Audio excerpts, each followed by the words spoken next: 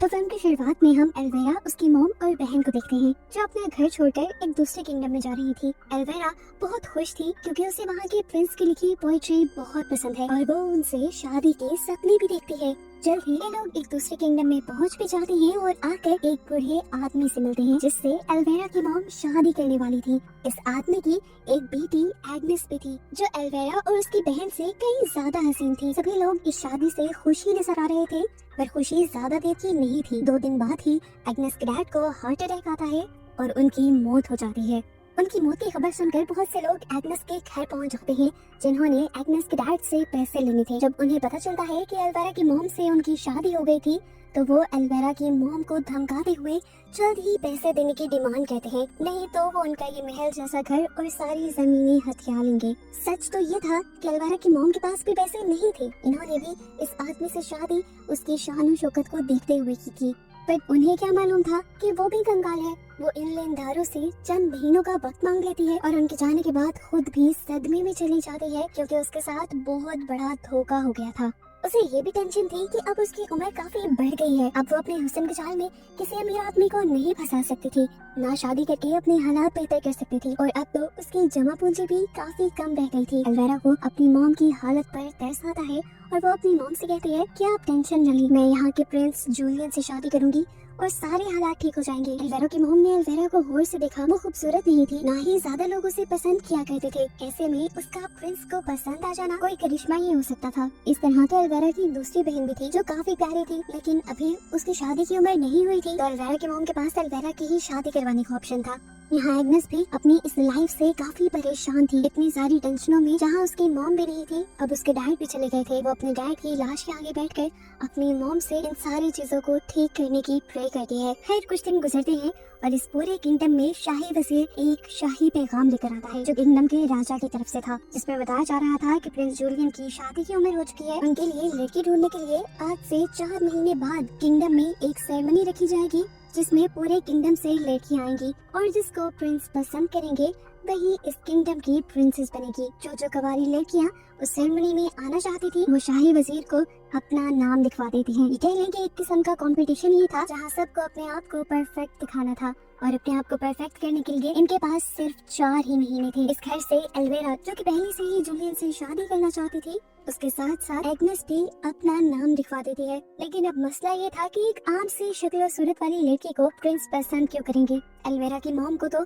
हर हाल में किसी भी तरह एल्वेरा को परफेक्ट दिखाना था, इसीलिए वो एल्वेरा को एक प्लास्टिक सर्जन के पास ले जाती है। वो उसको खूबसूरत बनाने के लिए उसकी प्लास्टिक सर्जरी करवाने वाली थी और सर्जरी करवाने के पैसे भी उनके पास खास थे नहीं, लेकिन एल्वेरा की मॉम को बहुत यकीन था कि एल्वेरा की शादी जूलियन से हो जाएगी। इसीलिए वो सर्जन से कहती है कि उस सेरेमनी के ठीक बाद मैं तुम्हें तुम्हारे पैसे दे दूंगी। सर्जन एल्वेरा की मॉम को बताते हैं कि वो एल्वेरा की आँख, नाक, दांत के साथ साथ उसकी ब्रेस्ट की भी सर्जरी करेंगे। सबसे पहले तो बहुत ही दर्दनाक और अजीब तरीके से वो एल्वेरा के ऊपर चढ़कर एक बहुत बड़े से टूल से उसके ब्रेसेस खींच के उखाड़ देता है, जिससे एल्वेरा को भी इंतहा दर्द होता है। अभी ये दर्द एल्वेरा का कम ही हुआ था कि अब वो अपने दूसरे सेशन के लिए आ गई, जहाँ अब डॉक्टर उसकी नाक की सर्जरी करने वाले थे। वो उसकी नाक को दरमियान से काट कर हड्डी छोटी करके साइड से भी उसकी नाक को पतला करके नाक के ऊपर अजीब लोहे का मास्क लगा देते हैं जिससे उसकी नाक खड़ी रहे और जल्दी शेप में आ जाए।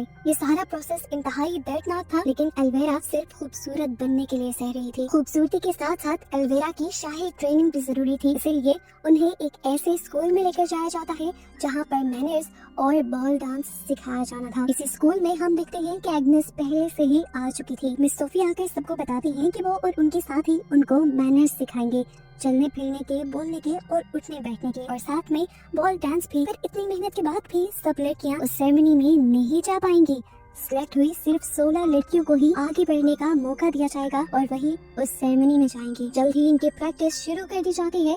दिन गुजरते रहते हैं और हर दिन मिस सोफी देखती है कि एग्नेस यानी एल्वेरा की स्टेप सिस्टर एल्वेरा से तो क्या पूरे ग्रुप से हर मामले में अच्छी थी। बहुत से मैनर्स उसे पहले से ही आते थे, उसका डांस भी बहुत अच्छा था और खूबसूरत तो वो भी इंतहा थी, वो भी नेचुरली। इसीलिए मिस सोफी ये देखते हुए एग्नेस को फ्रंट पे ले आते हैं और एल्वेरा को बिल्कुल आखिरी लाइन में खड़ा कर देते, जहाँ पर कम खूबसूरत लड़कियों को खड़ा किया जाता है। अब एग्नेस और एल्वेरा घर आ जाते हैं और एग्नेस एल्वेरा की मॉम से रिक्वेस्ट करती है कि अब हमें मेरे डैड का फ्यूनरल कर देना चाहिए, हमें उनकी बॉडी को दफनाने की जरूरत है क्योंकि उनकी बॉडी सड़ने लगी है। तो इसके जवाब में एल्वेरा की मॉम उससे कहती है, मेरे पास इतने पैसे नहीं कि मैं वो फ्यूनरल कर सकूं, मैं अपने बचे हुए पैसे अपनी बेटी पर खर्च करना चाहती हूँ और तुम्हारे डैड का फ्यूनरल तो अब एल्वेरा के सिलेक्ट होने के बाद ही होगा। एल्वेरा ये बात सुनकर ये समझ जाती है कि उसकी मॉम को उससे बहुत ज्यादा एक्सपेक्टेशन है, इसीलिए वो ज्यादा मेहनत करना भी शुरू कर देती है और आहिस्ता आहिस्ता पिछली लाइंस में से आगे आने लगती है। फाइनली इनकी ये 40 दिन की ट्रेनिंग भी कंप्लीट हो जाती है और आज वो दिन आ जाता है जब मिस सोफी और इनकी साथी ने उन 16 लड़कियों के नाम अनाउंस करने थे जो आखिर उस सेरेमनी में जाने के लिए सिलेक्ट हुई थी। एल्वेरा जब लिस्ट देखती है तो वो शॉक रह जाती है कि एग्नेस का नाम इस लिस्ट में सबसे ऊपर था और एल्वेरा का नाम सबसे नीचे। लेकिन सब लोग एल्वेरा के सबसे नीचे होने पर भी हैरान थे क्योंकि फुल टाइम उसके नाक पे एक पट्टी बंधी हुई थी जो उसकी खूबसूरती पे एक बहुत बड़ा धब्बा थी। अब इन 16 लड़कियों की अगली ट्रेनिंग शुरू कर दी जाती है। जब इन लड़कियों को बॉल डांस सिखाया जा रहा था तो एल्वेरा इतने अच्छे से वो नहीं कर पा रही थी जितने अच्छे से एग्नेस कर रही थी, इसीलिए एल्वेरा को वो पीछे कर देती है और यहाँ पर एल्वेरा फील करती है कि मिस सोफी उसके साथ काफी रूड हो रही है और यहाँ पर मिस सोफी उसे बता भी देती है कि तुम्हारा सिलेक्शन यहाँ तुम्हारे बल पे नहीं हुआ बल्कि तुम्हारी मॉम के पैसों के बल पे हुआ है, तुम्हारी मॉम ने तुम्हारा सिलेक्शन करवाने के लिए पैसे दिए थे। ये सुनकर एल्वेरा और दुखी हो जाती है क्योंकि उसमें वो बात ही नहीं थी जो किसी को पसंद आए। घर पर एल्वेरा की मॉम एल्वेरा के लिए एक डिजाइनर को बुलवाती है ताकि उसके लिए बेहतरीन से बेहतरीन सूट बनाए जा सके।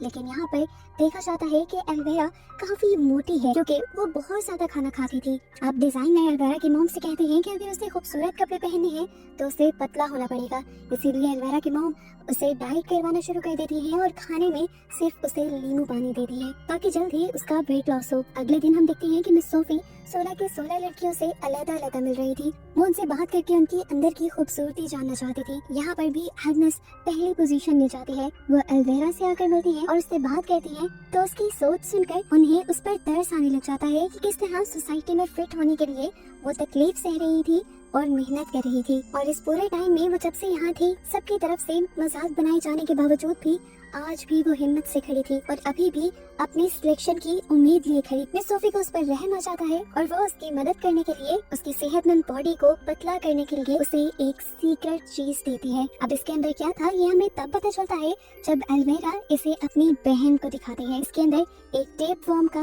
एग था। वो बताती है कि मिस सोफी ने मुझसे कहा है कि मैं अगर इसे खा लूंगी तो इसको खाने के बाद मैं जितना कुछ भी खाती रहूंगी मेरा वजन कम रहेगा और मैं जल्द ही पतली हो जाऊंगी और एक मरतबा मेरी शादी प्रिंस जूलियन से हो गई तो मैं ये एंटीडोट खाकर अपने अंदर के टेप वर्म को मार दूंगी। ये सारी बातें तो एल्वेरा को मिस सोफी ने बताई थी, लेकिन एल्वेरा को इसके नुकसान नहीं पता थे जो आगे जाकर दिखने वाले थे। एल्वेरा की बहन को कहीं न कहीं उसके नुकसान का अंदाजा था। वो एल्वेरा को मना भी करती है ये खाने से, लेकिन एल्वेरा को हर हाल में प्रिंस जूलियन से शादी करनी थी, इसीलिए वो इस एग को बिना सोचे समझे खा लेती है। इतने में ही यहीं पर प्रिंस जूलियन अपने दोस्तों के साथ शिकार करने के लिए आ जाते हैं, जिन्हें देखकर वो एक और मर्तबा प्रिंस के साथ रहने के सपने सजाने लगती है। प्रिंस के जाने के बाद जब ये लोग घर के रास्ते में होते हैं तो एल्वेरा देखती है कि एग्नेस यानी उसकी स्टेप सिस्टर उनके ही नौकर के साथ थी। देखकर उसे गुस्सा आ जाता है और वो ये बात जाकर अपनी मॉम को बता देती है। एल्वेरा की मॉम को उसके ऊपर बहुत गुस्सा आता है। वो उसे उसकी इस गलती की सजा मार के भी देती है और फिर उससे भी बुरा काम ये कर देती है कि उसे अपने ही घर में नौकर बना देती है और उसे घर पे कैद रहने को भी कह देती है। अपनी मॉम के इस फैसले से एल्वेरा बहुत ज्यादा खुश थी क्योंकि वो जानती थी कि उसके लिए उसकी सबसे बड़ी कॉम्पिटिटर यानी उसकी सबसे बड़ी दुश्मन मुकाबलेबाज उसकी बहन एग्नेस ही है। आज उसने टेप वर्म भी खा लिया था तो उसे कोई टेंशन नहीं थी कि उसे पतला भी होना है। वो अपनी मॉम से छुपाकर बहुत सारा खाना खाती है और उसे ये खाना एग्नेस ने ही लाकर दिया था क्योंकि कहीं ना कहीं एग्नेस भी चाहती थी कि एल्वेरा पतली ना हो। अब कहानी में 3 महीने का वक्त गुजर जाता है। फाइनली एल्वेरा के नाक से उसका ये मास्क हट जाता है और दिखाया जाता है कि उसका नाक बहुत ही खूबसूरत शेप में आया था। उसकी सर्जरी कामयाब हो गई थी और वो पहले से कहीं ज्यादा खूबसूरत दिखने लगी थी। एल्वेरा पूरे जोश से उस सेरेमनी में जाने की तैयारी कर रही थी जबकि एग्नेस घर में नौकरों की तरह काम कर रही थी। यहाँ तक कि वो अपनी गाय का दूध भी खुद निकालती है। उसकी ऐसी हालत को देखते हुए एल्वेरा को अंदर से खुशी महसूस हो रही थी। नाक की सर्जरी कंप्लीट होने के बाद एल्वेरा की मॉम उसे दोबारा प्लास्टिक सर्जन के पास लेकर जाती है और एल्वेरा एक और मर्तबा एक दर्दनाक प्रोसेस से गुजरती है। डॉक्टर उसकी आंखों में धागों और सुइयों के जरिए आर्टिफिशियल लैशेस लगाता है, जिसकी वजह से कई दिन तक उसकी आंखों पे पट्टी बंधी रहती है और वो काफी भद्दी दिखती है। और फिर उसकी ब्रेस्ट की भी सर्जरी की जाती है। इतने दर्दनाक प्रोसेस से गुजरने के बाद एल्वेरा की हालत बहुत ज्यादा बुरी होने लगी थी।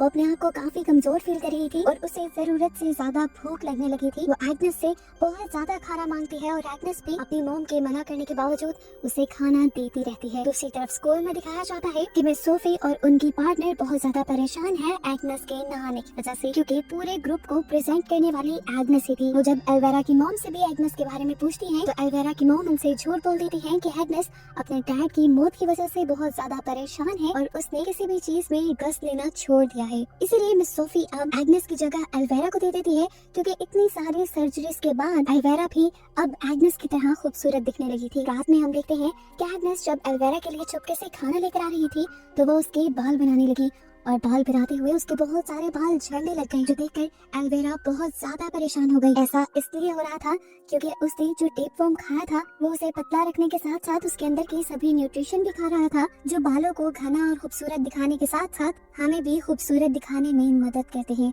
अब जैसे ही एल्वेरा की मॉम को ये पता चलता है कि एल्वेरा बॉल डांस की ओपनिंग डांसर बन चुकी है, यानी एग्नेस की जगह ले चुकी है, तो वो उसके लिए एक बहुत ही खूबसूरत ड्रेस बनवाती है, जो उनके पहले बनाए ड्रेस से भी काफी अच्छा था। इतनी ही देर में इनके पास एग्नेस भी आ जाती है, जिसके साथ ये सारे लोग मिलकर बहुत बुरा सलूक करते हैं, क्योंकि एग्नेस को देखकर ये सारे जल रहे थे। एग्नेस के पास नेचुरल खूबसूरती जो थी, डिजाइनर एल्वेरा को जब ड्रेस पहना रहा था तब उसे भी पता चल गया कि एल्वेरा के बाल झड़ रहे हैं, इसीलिए वो एल्वेरा के लिए एक विग भी बना लाता है, जिससे उसकी इस बदसूरती को भी छुपाया जा सके। यहाँ एग्नेस ने भी अब फैसला कर लिया था कि वो बॉल डांस में जाएगी जरूर, इसीलिए वो अपनी मॉम का बॉल डांस गाउन निकाल लेती है। ये गाउन बहुत ही ज्यादा खूबसूरत थी और कीमती भी, क्योंकि किसी टाइम पर एग्नेस की मॉम यहाँ की सबसे खूबसूरत और सबसे अमीर लेडी हुआ करती थी। एल्वेरा की नजर जैसे ही उसके इस गाउन पे पड़ती है तो वो जेलसी से पागल हो जाती है और पकड़कर उसका पूरा गाउन ही फाड़ देती है। अपने गाउन के फटते ही एग्नेस पूरी तरह से टूट गई थी।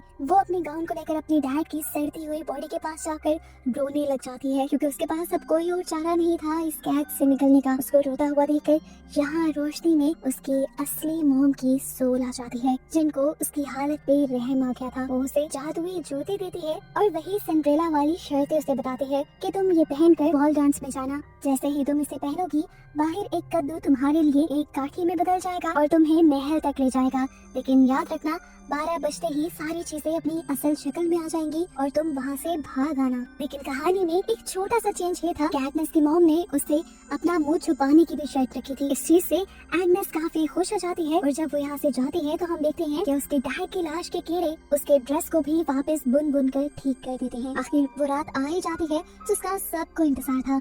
एल्वेरा बॉल डांस की ओपनिंग करती है और यहाँ पर मौजूद सभी लोग एल्वेरा की खूबसूरती में खो जाते हैं, ये जाने बगैर कि ये सारी खूबसूरती आर्टिफिशियल थी। प्रिंस जूलियन भी जब यहाँ आते हैं तो सारी लड़कियों को छोड़कर एल्वेरा को ही अपनी बॉल डांस पार्टनर के तौर पे चुनते हैं और डांस शुरू हो जाता है। अब एल्वेरा की वजह से एल्वेरा की मॉम को भी यहाँ पर मौजूद सभी अमीर लोग बहुत भाव दे रहे थे। एल्वेरा बहुत खुश थी, सब बिल्कुल ठीक चल रहा था, क्योंकि जैसा उसने सोचा था वैसा ही हो रहा था। उसकी मेहनत रंग ला रही थी, लेकिन बस ये सब कुछ ही लम्हे के लिए था, क्योंकि कुछ ही देर में यहाँ पर एक नकाब पहने खूबसूरत ब्लू गाउन में लड़की आ जाती है, जिसके इर्द गिर्द ऐसा जादुई माहौल था कि महफिल में मौजूद सभी लोग उसकी तरफ अट्रैक्ट हो गए और ना चाहते हुए भी प्रिंस एल्वेरा को छोड़कर उस लड़की के पास चला गया। जूलियन अब उस नकाब वाली लड़की के साथ यानी एग्नेस के साथ डांस करना शुरू कर देते हैं और जैसे ही डांस करते हुए प्रिंस एग्नेस के ऊपर छुपता है तो एग्नेस का भी नकाब उतर जाता है और एल्वेरा उसे पहचान लेती है कि ये एग्नेस है।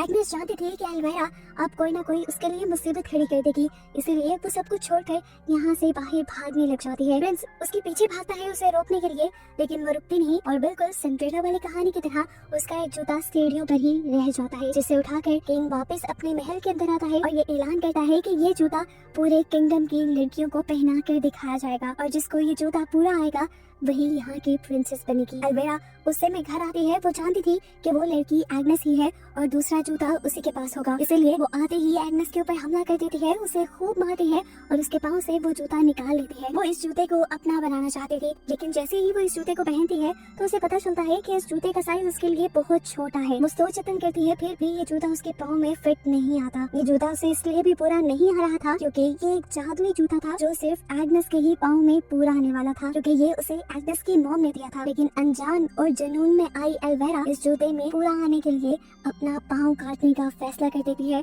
और एक बड़ा सा चाकू लेकर जोर से अपने पाँव पे मारती है, जिससे उसकी सारी उंगलियां कट जाती हैं। उसे बहुत ज्यादा दर्द सहना पड़ता है, जिस दर्द से वो बेहोश भी हो जाती है। उसकी ये हालत देखते हुए यहाँ पर उसकी मॉम और बहन आ जाती हैं और उसकी बहन को एल्वेरा पे बहुत तरस आता है कि उसने सिर्फ प्रिंस से शादी करने के लिए कितने जतन किए, कितनी तकलीफें सही। जब वो बेहोश थी तो उसकी बहन ने उसकी मॉम को बताया कि इस टाइम एल्वेरा ने गलत पाँव काट लिया था, प्रिंस के पास जो जूता था वो दूसरे पाँव का था। ये सुनकर एल्वेरा की लालची मॉम उसकी बेहोशी नहीं, उसका दूसरा पाँव काटने का फैसला करती है और पहले वाले ही चाकू लेकर उसके दूसरे पाँव की भी सारी उंगलियां काट देती है। ये देखकर एल्वेरा की बहन शॉक में रह गई। उसे यकीन नहीं आ रहा था अपनी मॉम पे कि उसकी मॉम पैसों की इतनी लालची हो सकती है कि पैसों के लिए किसी भी हद तक कर सकती है, यहाँ तक कि वो अपनी बेटी को तकलीफ भी दे सकती है। उसे ये बात पता चल गई थी कि उसकी मॉम पागल है। एल्वेरा अब दर्द में लेटी हुई थी। 2 दिन गुजर जाते हैं और उसकी आंख एक अनाउंसमेंट से खुलती है जिसमें बताया जा रहा था कि प्रिंस जूलियन खुद उनके घर की तरफ आ रहे हैं उस जूते को चेक करने के लिए। दर्द में घिरी एल्वेरा किसी तरह उठती है और यहाँ से जाने की कोशिश करती है, पर उससे चला नहीं जा रहा था। वो बेड से नीचे भी गिर गई, खड़ा उससे हुआ नहीं जा रहा था, तो वो रेंगते रेंगते बाहर की तरफ आई। अब उसे सीढ़ियों से नीचे जाना था। वो जब घसीट कर नीचे उतरने की कोशिश करती है तो धड़ाधड़ सीढ़ियों से नीचे गिर जाती है और बहुत ज्यादा जख्मी हो जाती है। उसका मुंह उल्टा था और अपने उल्टे मुंह से वो देखती है कि एग्नेस वही गाउन पहने खड़ी थी जो गाउन उसने खुद एग्नेस का फाड़ा था, और अब वो गाउन पहले से कहीं ज्यादा खूबसूरत हो गया था। इतने में यहाँ पर प्रिंस जूलियन आ जाते हैं और सबसे जूता पहनने की रिक्वेस्ट करते हैं। एग्नेस वो जूता पहनती है और उसे वो जूता फिट भी आ जाता है, जिसकी वजह से प्रिंस जूलियन को ये पता चल जाता है कि उस दिन डांस करने वाली लड़की एग्नेस ही थी। वो उसके साथ शादी करने का फैसला करते हैं और उसको यहाँ से ले जाने लगते हैं। ये देखते हुए एल्वेरा फूट फूट कर रोने लग जाती है। उसके दुख का बुरा हाल था, उसने कितने दुख सहे, कितने जतन किए, लेकिन फिर भी वो प्रिंस को हासिल ना कर सकी। उसकी हालत देखते हुए यहाँ उसकी बहन आती है जिसे उसके ऊपर बहुत ज्यादा तरस आ रहा था। वो एल्वेरा को जल्दी से वो एंटीडोट पिलाती है जो उसे मिस सोफी ने दिया था उसके अंदर के टेपवर्म को मारने के लिए। इस एंटीडोट के पीते ही उसे उल्टी होती है, जिससे उसके अंदर का टेपवर्म बाहर निकलने लगता है। उसकी बहन खींच कर इस पूरे टेपवर्म को बाहर निकाल देती है और एल्वेरा की हालत पहले से कुछ बेहतर हो जाती है। जिसके बाद एल्वेरा की बहन एल्वेरा को मोटे कपड़े पहनाकर अपने साथ यहाँ से भागने को कहती है, क्योंकि वो जानती थी कि उसकी मॉम पैसे के पीछे पागल है और ऐसे में वो उन्हें नुकसान भी पहुंचा सकती है। अपने आप को बचाने के लिए ये दोनों बहनें अपनी मॉम को छोड़कर यहाँ से भाग जाती हैं ताकि वो अपनी आगे की जिंदगी आसानी से जी सकें और अपनी लालची मॉम के बहकावे में आके एल्वेरा की तरह और ज्यादा गलत काम ना करें। इनको उस महल से दूर जाता दिखाते हुए ही ये कहानी यहाँ पर खत्म हो जाती है।